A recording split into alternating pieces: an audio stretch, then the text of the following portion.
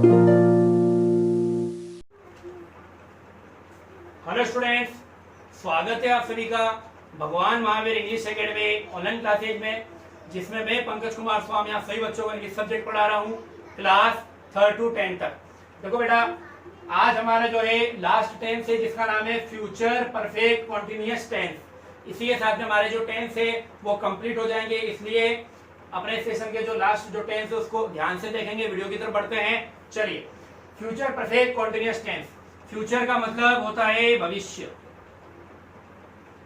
Perfect का मतलब होता है कार्य पूरा होना,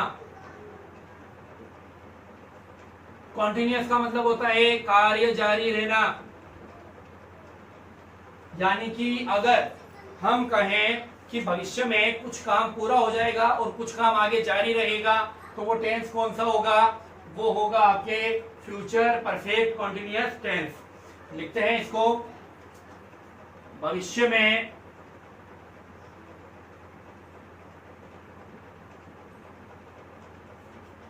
चलिए दूसरे से लिखते हैं, इसमें इंक नहीं है। भविष्य में कार्य का कुछ भाग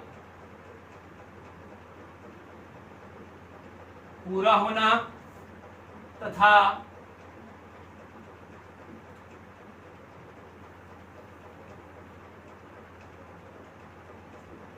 कुछ भाग जारी रहना बताने के लिए फ्यूचर परफेक्ट कॉन्टिन्यूअस टेंस को यूज किया जाएगा। एग्जाम्पल देखो बेटा, एग्जाम्पल से क्लियर होगा। जैसे मैं अगले साल तक इस स्कूल में 10 सालों से पढ़ रहा होऊंगा। देखो, मैं अगले 10 साल मैं अगले साल तक इस स्कूल में 10 सालों से पढ़ रहा होऊंगा। इसका मतलब 10 साल तो पूरे हो गए और अभी भी जो है वो इसी स्कूल में पढ़ रहा है। क्लियर हुआ सभी को? अब देखते हैं हिंदी वाक्यों में क्या आता है। पीछे रहा होगा, रहा होऊंगा,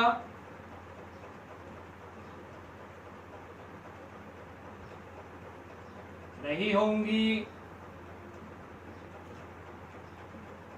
रहे होंगे, या फिर रहा होगा या रही होगी। जैसे अगर मैं लिखूं मैं एक ही जगह वह अगले साल तक इस स्कूल में 10 सालों से पढ़ा रहा होगा। अगली बात समझ में? इस तरीके से भी हो सकता है। तो जिनके पीछे रहा होगा, रही होंगी, या फिर रहे होंगे, रहा होगा, रही होगी, अगर ये आता है तो आप याद रखेंगे वो कौन सा टेंस होगा बेटा? फ्यूचर परफेक्ट कॉन्टिन्यूअस टेंस, जो कि क्या बताता है कि कार्य का कुछ भाग जो है भविष्य में पूरा हो जाएगा और कुछ भाग अभी भी क्या है? जारी रहेगा, ये शो करेगा। ठीक है, तो बढ़ते हैं इसके स्ट्रक्चर की तरफ। किसकी तरफ बढ़ते हैं अब?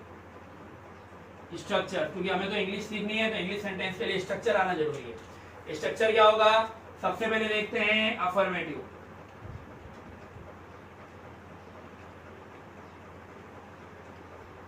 तो देखो पहले ये टेंस कौन सा है? फ्यूचर परफेक्ट कॉन्टिन्यूअस, यानी कि फ्यूचर परफेक्ट और कॉन्टिन्यूअस दोनों जो है टेंस मिलकर ये बना है। तो सबसे पहले फ्यूचर परफेक्ट में क्या होता है? सब्जेक्ट आता है, कल बताया था विल शेल, फिर बाद में मैंने आपको बताया था हैव। अब याद रखेंगे कॉन्टिन्यूअस है इसलिए क्या लगाएंगे हम? पहले बीन, और वर्ब में क्या लगा देंगे? ing।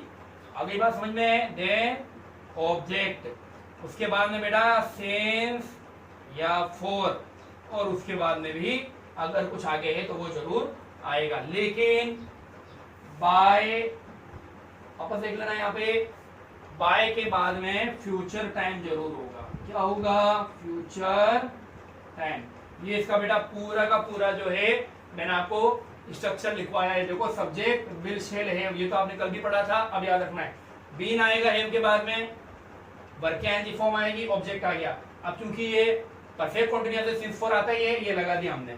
अगर केवल सिंस फॉर होता तो हम बता नहीं पाते, इसलिए आगे एक और इंडिकेशन क्या मिला? बाय फ्यूचर टाइम, यानी बाय के साथ में फ्यूचर टाइम लिखा हुआ होगा। जैसे मैं आपको एक एग्जांपल करके बताता हूँ बेटा, देखो जैसे ये है, मैं अगले साल तक इस स्कूल में 10 सालों से पढ़ रहा होऊंगा, तो आई है, आई शेल हैव बीन, बच गया एनजी फॉर्म क्या आएगी? रीडिंग या स्टडिंग, कुछ भी लिख सकते हो, मैं रीडिंग लिख रहा हूं, रीडिंग। आगे क्या है? इन दिस स्कूल, इस स्कूल में लिखा हुआ है ना, तो इन दिस स्कूल। अच्छा आगे क्या है? सिंस या फॉर, तो 10 सालों से तो 4 आएगा, फॉर 10 ईयर्स, फॉर 10 ईयर्स। अच्छा कब तक? अगले साल तक, तो बाय नेक्स्ट ईयर। थोड़ा सा बड़ा है, ज्यादा भी बड़ा नहीं है, थोड़ा सा ही बड़ा है। क्या है इसमें? केवल एक पीछे क्या लगा देना है? बाय फ्यूचर टाइम लगाना जरूरी है। I shall have been reading in this school for 10 years by next year. अगले साल तक जो है मैं स्कूल में 10 सालों तक पढ़ रहा हूँ, यानी 10 साल मुझे कंप्लीट हो जाएंगे और अभी भी मैंने जो है वो उसी स्कूल में पढ़ रहा हूँ। ठीक है, अगला देखो, अब बात करते हैं अपन नेगेटिव स्ट्रक्चर।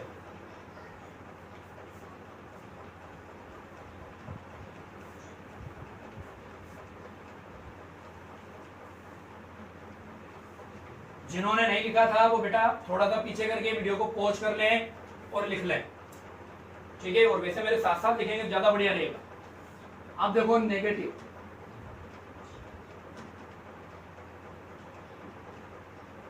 नेगेटिव में क्या आएगा? केवल और केवल हेल्पिंग वर्ब के बाद में नोट लगाएंगे, बाकी सब कुछ सेम रहेगा। तो subject will shall not have been, verb की आईएनजी फॉर्म, ऑब्जेक्ट सिंस या फॉर, और उसके बाद में बाय फ्यूचर टाइम।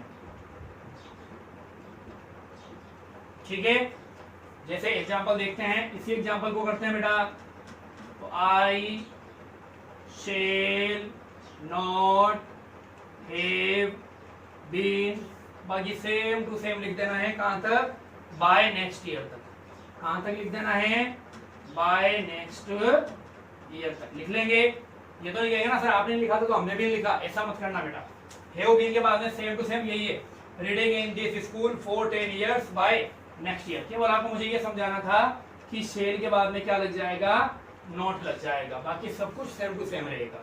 तो ये तो था आपके नेगेटिव। अब बढ़ते हैं जैसे हम इंटेरोगेटिव की तरफ। किसकी तरफ बढ़ेंगे अब हम? इंटेरोगेटिव की तरफ। चलिए बढ़ते हैं।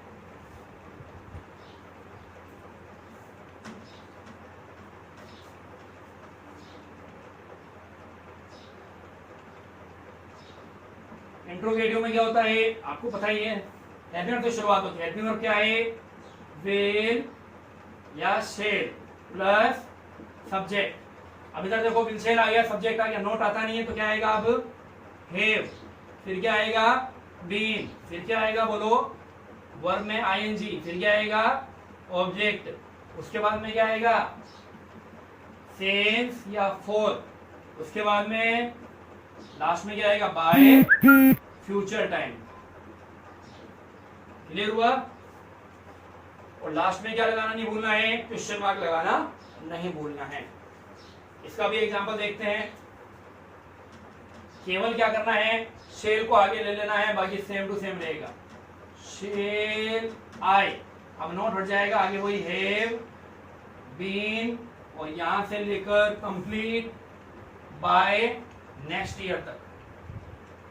लास्ट में क्या जाएगा? क्वेश्चन मार्क आ जाएगा। तो ये क्या हो गया? आपके इंटेरोगेटिव हो गया।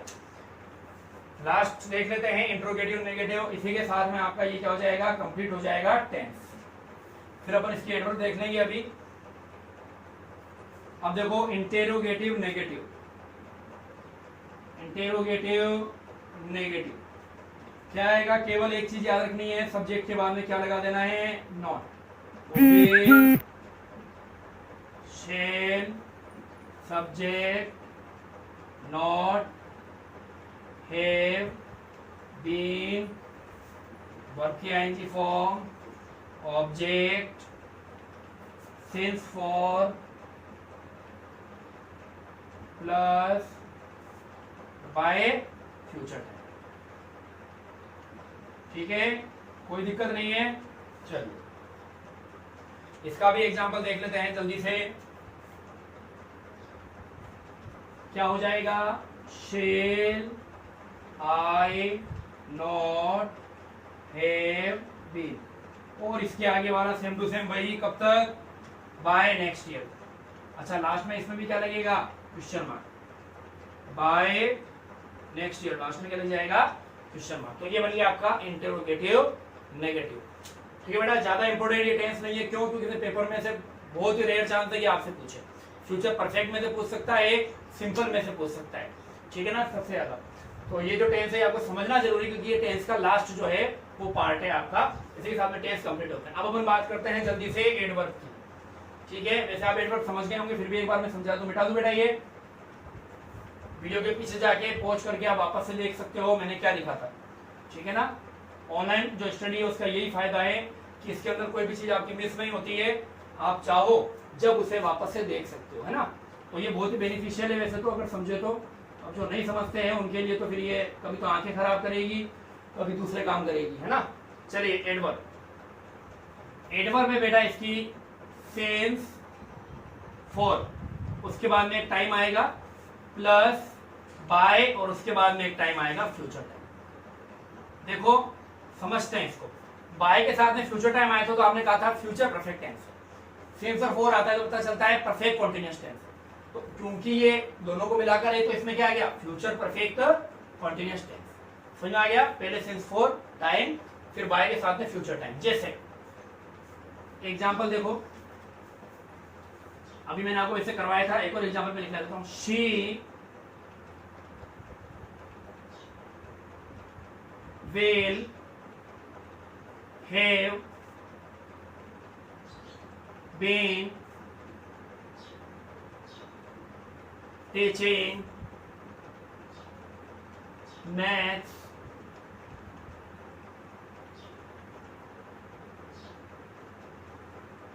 for, she will have been teaching maths for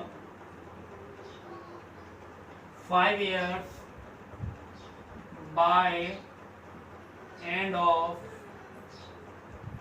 this session। Session का मतलब होता है ये जो सत्र है।